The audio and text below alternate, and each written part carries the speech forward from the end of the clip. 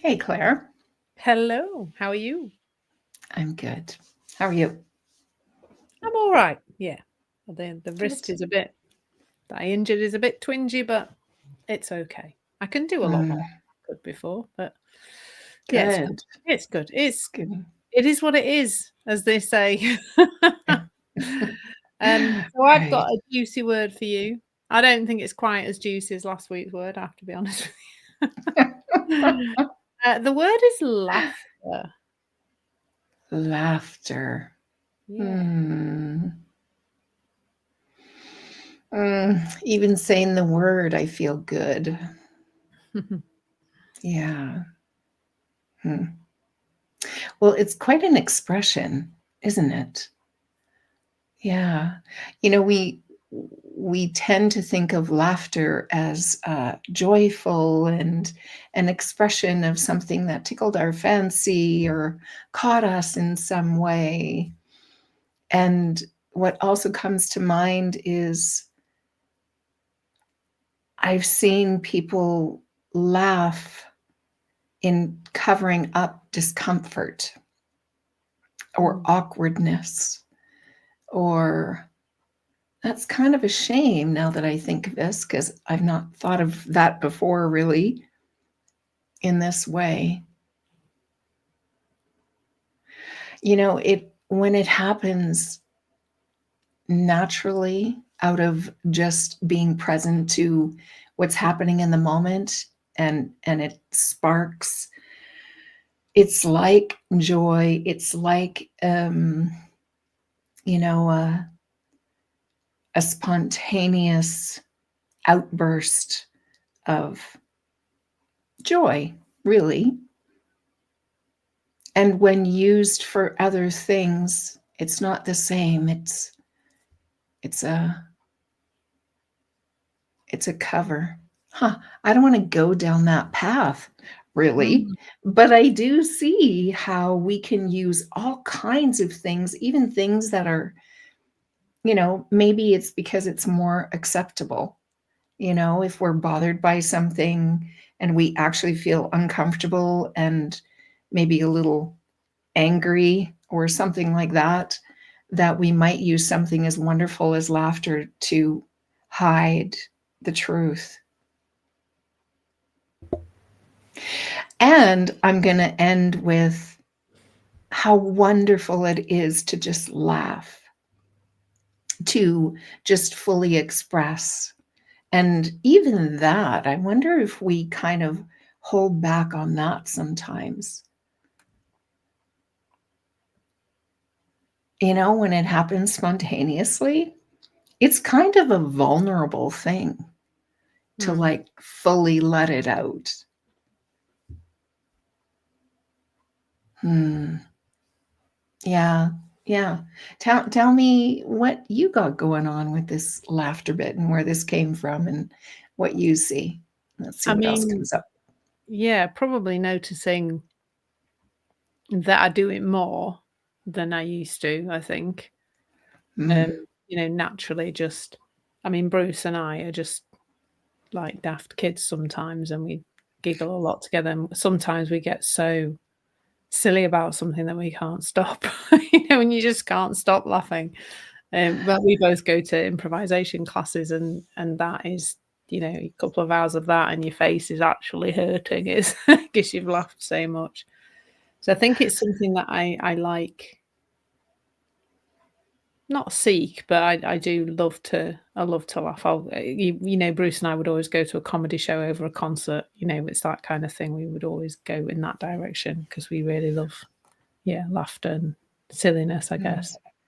But I would say, not so many years ago, that would have not been a priority in my life because I've always been quite sharp-witted, um, but like the free and easiness of things like doing improvisation and just lose, like you said, it is quite vulnerable to just completely lose it and end up, giggling, um, so you can't stop.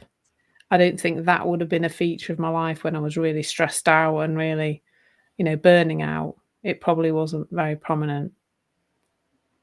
But the other little cheeky thing, like you've mentioned a little bit about, humour, um, has it got like a darker side, as it were? Well, I'd say, like, my darker side to it is, if, for example, I'm on like a business one-to-one with somebody, or, some of these events you go to and they keep putting you into breakout rooms.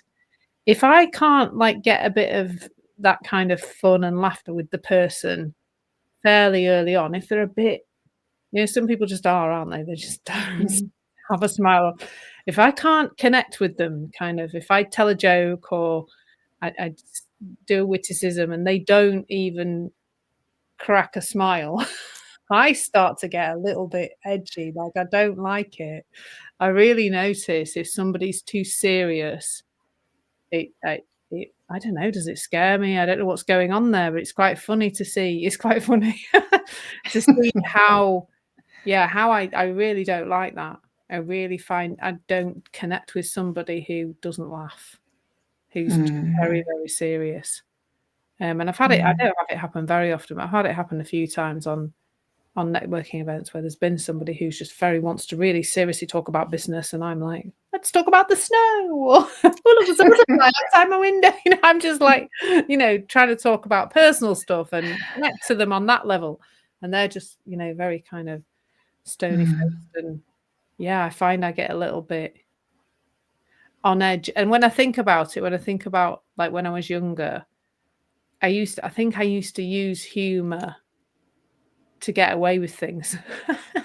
Probably, like, at school in particular, because I was quite bright and quite witty. I used to get away with things that other people didn't get away with, because I just managed to make the teacher laugh, or, so. And it's really funny because when Jack was little, my son, who's 23 now, oh my goodness, I couldn't tell him off. I couldn't tell him off, because as soon as I started telling him off, he'd know what to do to make me laugh. He'd just do something. I'd say something, or he'd do something, and he kind of used that strategy to kind of get out of being in bother, I think.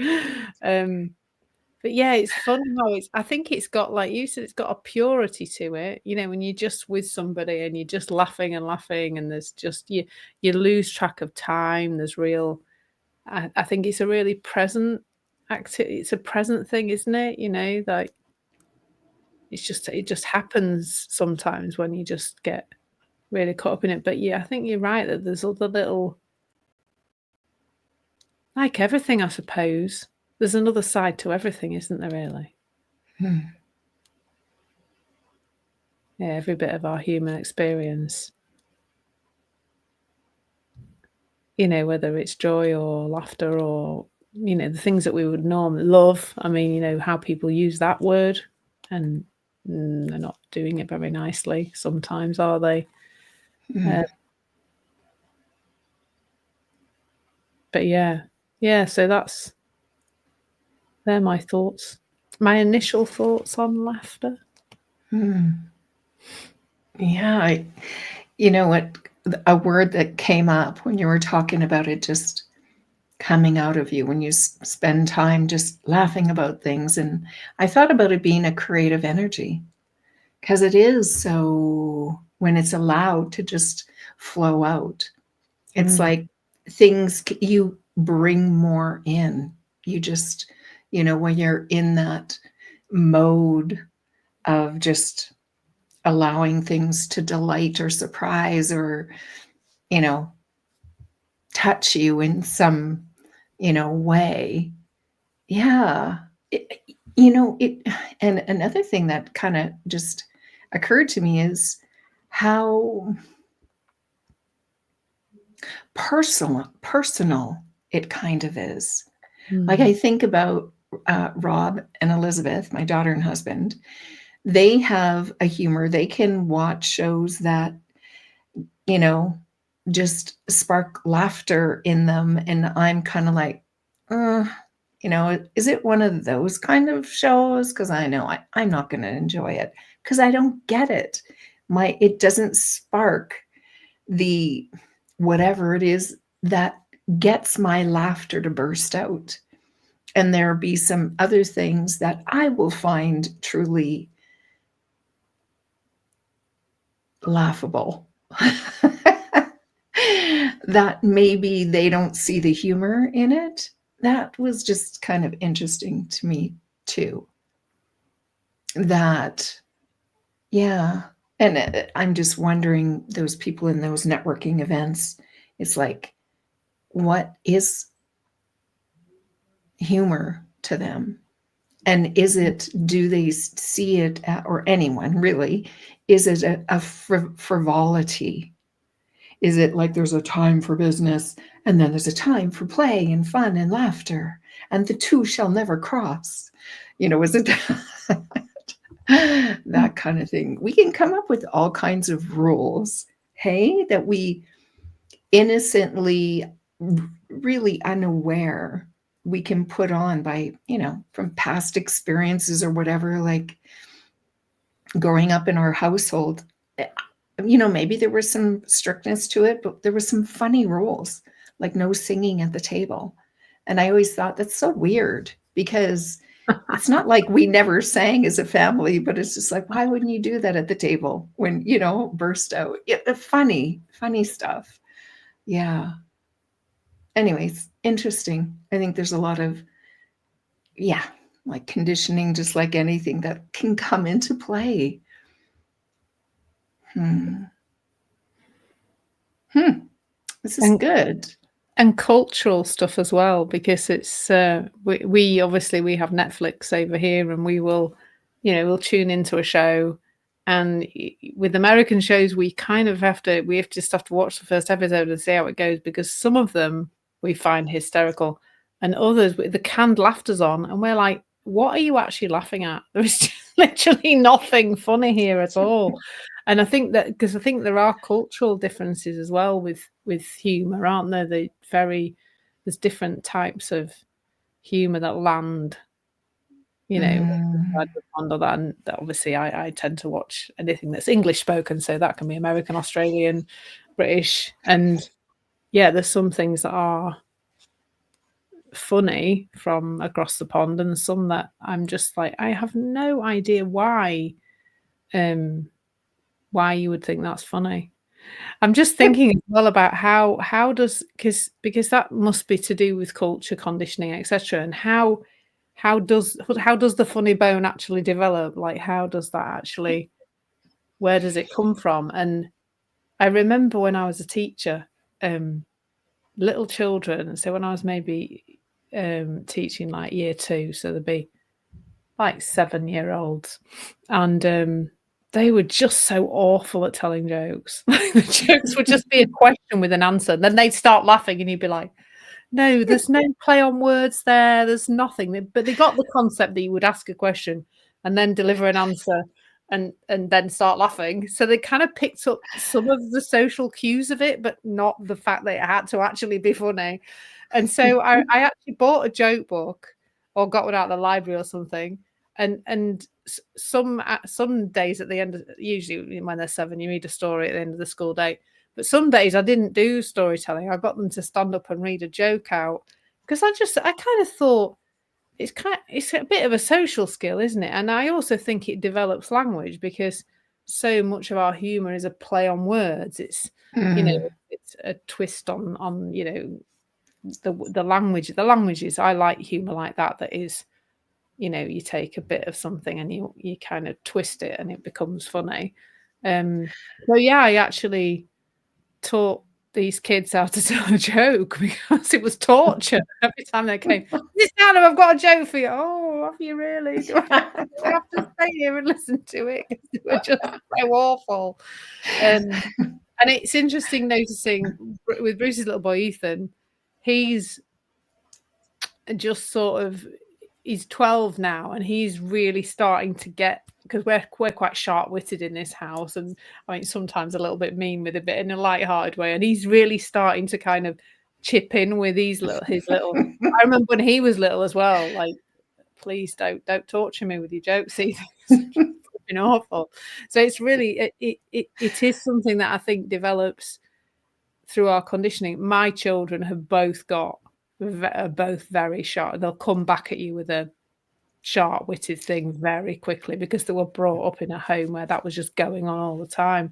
So I think, Mm. our sense of humour, I think it's like they're part of our conditioning, but also, like you kind of pointed to before, there's something about our unique essence, our unique creative essence that is, is part of this creative core of us, but it's got this essence of our conditioning in it, and so it is a unique expression of us, isn't it? Like our sense of humour. Mm. Well, there must be some universal things as well, because there are certain people, obviously, who are, touring arenas and selling out. And there's a guy called Peter Kay here, and literally his tickets go on sale and they're gone, like literally within seconds. He sells out so quickly because he's just a lot of people find him very funny. Right. So there is some versality to it as well, isn't it? Like some oneness to it, I think, as well. Mm. Yeah. It brings people together. Hmm. This ability to get, similar amusement out of the same thing. Yeah, indeed. Definitely. But, I was going to say, I feel for me that this is going to stay with me a while. I think there's more to see for me personally around laughter and humor and everything that kind of goes with it and doesn't go with it, but we mash them together. What were you going to say, Claire? yeah, there was something about when I burnt out, I was put on antidepressants because they thought I had depression. I didn't have burnout, but and I noticed this sort of flattening of all my emotions. And there's this one guy called Michael McIntyre who is just, I find him hysterically funny. He's really funny, and he tells these amazing stories that just are but they're often related to stuff in your house. He tells this whole story about the man drawer. Everybody's house, you've got a man drawer with all these bits of old keys from houses that you don't own anymore, and the shed that you put in the bin 10 years ago, and all sorts of, bits of a bit of plastic or something. You think, well, I don't really know what that's for. That goes in the man drawer. And he tells this whole funny story about what's in the man drawer, and brings all the different items into this story. And I remember when I was on the antidepressants, I always laugh at his show. I think he's really funny, and I just couldn't. I couldn't find it. It was like there's something about that aliveness that was being almost squashed down by. I mean, I didn't get emotional anyway. I didn't really get upset. I didn't really get, and just nothing. It was just all very flat. But I kind of knew there was something amiss when I wasn't laughing at Michael McIntyre because I always find him so funny. And yeah, there's something about maybe tablets like that just take a little bit of the edge of you away, really, and you just experience life in the same way at all. Yeah. And we're supposed to, aren't we? We're supposed to go up and down. We're supposed to have the laughter and the tears and the anxiety and the anger, and we're supposed to do all of that.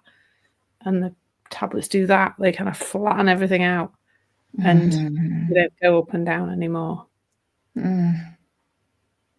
Which is probably a relief sometimes for some people. Yes. At times I could see that when there is so much emotion. I'm finding that where I'm getting people asking me about, like, how do I control this, or how do I squelch it so they're not feeling. And someone close to me a few years ago, there was a lot of up and down, and then there came a point where it was flat, and they said that they basically felt numb. I was more afraid and felt sick about that than about the ups and downs. It's like that was scary to me. And not that if you're listening and you're kind of feeling that, it's like, I don't mean to put fear out there, but it was, I can work with something that's natural. Emotional highs and lows, those are natural. And when we get to a place where we can be okay with that and learn to ride it and understand that life is not meant to be smooth or flat or, all the time. And I get it. If you don't understand how we're naturally built to handle emotion, how our body is meant to, it's like a raft for us. And it's okay to ride it and feel it and express it, whether it's laughter or tears or grief or sorrow or whatever, like to ride it and know that it's much more exhausting from what I see and have experienced to try and stop it, to try and control it, when we just like allow it, know that it's normal, it's natural. And some of us are made to handle even more of it than others.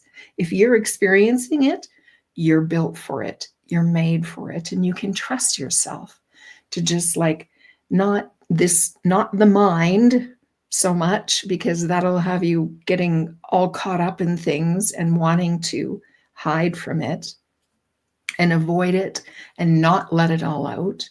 But that deeper part of you that is just like, just ride it out. Because the thing is, it never just goes up, up, up, or down, down, down. There's always something, and some of the waves are higher and some of them are lower. There's always a time, if we care to look for it, when things are just like, these are just nice little waves that I can float on, and being okay when it becomes higher or lower.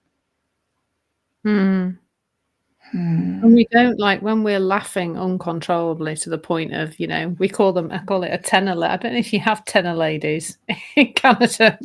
They're the things that you put, when you can no longer control your bladder as you get older. When you coughing and sneezing stage. They're called tenor ladies, and so we call it a tenor lady moment. When you're laughing so hard. And it's like we don't try to control that, do we? We just kind of let it happen, and and I've been at a point where I've been like upset, but then like laughing and then crying and then like all in the same kind of thing. And right. There's the allowing of all of that, whether it's laughing, crying, anxiety, whatever it is freedom, I think. Like that really.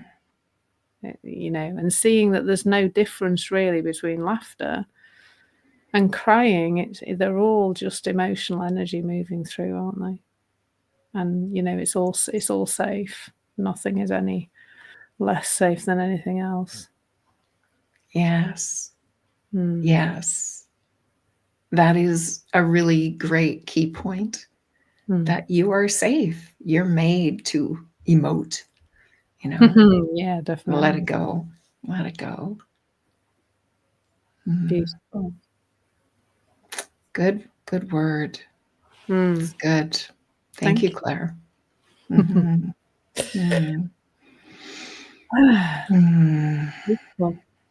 Thank you so much. It's been lovely. Yes, it has been. Appreciate you. Yeah. Lots of love. I'll see you next time. You betcha. Ciao. Bye.